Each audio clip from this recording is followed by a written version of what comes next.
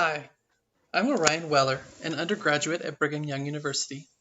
This is a joint work with Matthias, Christian, and Joris, Apple. The project that we worked on was streaming models for joint speech recognition and translation. So what is speech translation? Speech translation is the process of converting audio in one language into text into another. There are multiple ways to do this, the first being consecutive speech translation, where you wait for the speaker to finish talking before you translate. This benefits from having the full context as you translate from one to the other.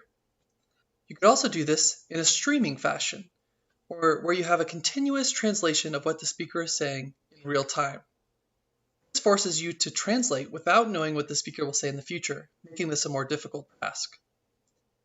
We focus our project on the case where the user wants both the translation of the audio and the transcription of the audio. There are two main approaches to speech translation. The cascading approach is to use an ASR system, a machine translation system, and combine them in a pipeline.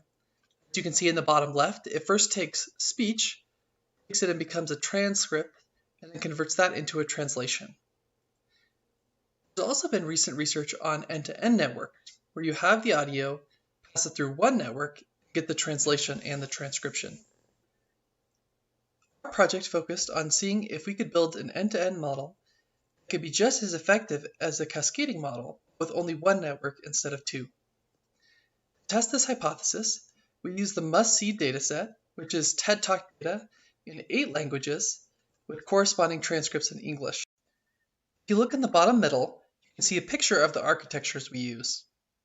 The end-to-end network directly goes from speech to the transcript and translation, while the cascaded model goes through 2 seek-to-seek networks to get to the final translation. In order to handle the streaming process, we use the retranslation approach, updating our predictions for both transcript and translation as new data arrived. In the top right, you can see our new decoding method that interleaves between transcript and translation. At gamma equals 0, it generates first the transcription and then the translation.